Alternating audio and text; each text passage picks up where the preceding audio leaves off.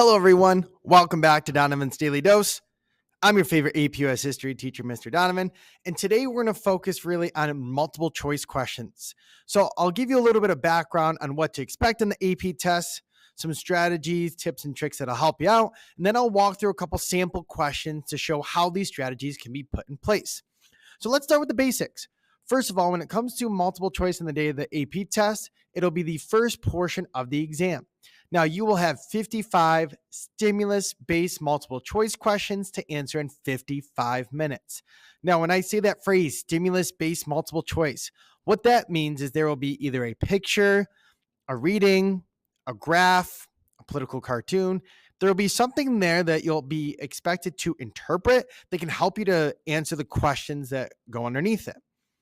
Now, there's main strategies that you should absolutely know when going into answering multiple choice. The first one is the steps. Whenever you get a multiple choice question on the AP test, you should always start with looking at the source line first. So looking at the source line, or sometimes called the attribution line, can give you insight into questions like, is this document a primary or secondary source? And if it is a primary source, what time period is it from? And if it's a primary source, you should definitely start thinking about what major events, developments, or trends we see in American history during that time. Like if it's around the late 1700s, you realize this is the era of the American Revolution, possibly the development of the Constitution. So having that background information will help you to make sense of what the document has within it. After that, you should always check the questions next. By reading the questions, you will have a better understanding of what to look for in the passage and what questions where the passage might not even be needed. Then after that is when you should go through and interpret the stimulus, whether it's reading the passage or making sense of the political cartoon. And then last but not least, you should answer the questions using process of elimination. Now, when it comes to this, there's three big things that you should rule out when going through multiple choice. First, one of the big reasons why an answer may be wrong on multiple choice questions is it's from the wrong time period. A second big reason why an answer choice may be wrong on the AP test is that it is factually incorrect. And then last but not least, one of the more difficult ones to get rid of is the answer that is irrelevant. So it might be from the right time period, it might be factually correct, but it is the second best answer to the question. Now, to make sure that we can apply this, I'm going to walk you through how you should go about answering multiple choice using those steps I just outlined. All right, so let's start looking at an example together. So the first thing we want to do is check out that source line. So this is Jacques Cartier's second voyage to the St. Lawrence River in the interior of Canada. So when it's talking about his personal voyage, that indicates that this is a primary source. Cartier is one of the most famous of the French explorers in the APUS history curriculum coming out of period 1. So this tells me this is the time of European colonization of the Western Hemisphere. We know that Spain has already started to establish an empire there. So this will give us information and insight into what the document may talk about. Now, before we do that, though, we got to read the questions and answers. So right now, take a minute to pause the video, read over these questions and answers.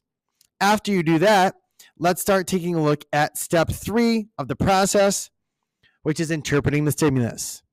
Again, I encourage you to pause it right here, read over the stimulus, and then after that, I'll walk you through process of elimination.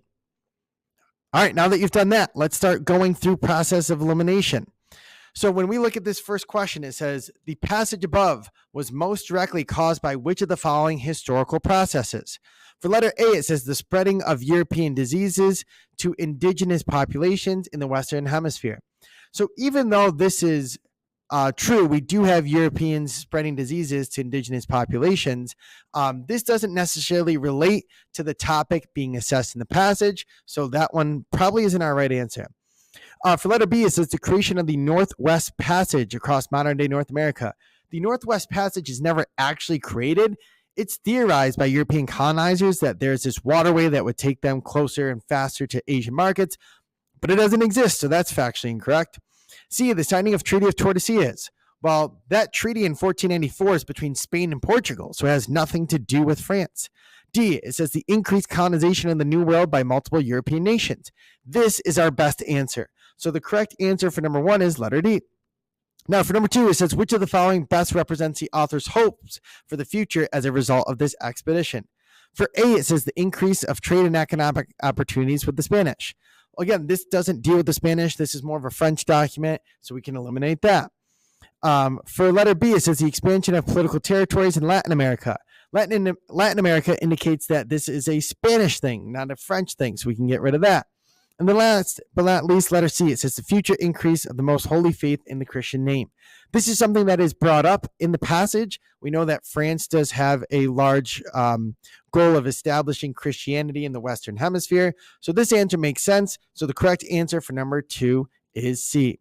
Now, with all this in mind, I hope it helps you to understand how to go through multiple choice questions, the steps needed, and the thinking process that should go behind it. Make sure you like and subscribe to the rest of my videos. Have an amazing rest of your day.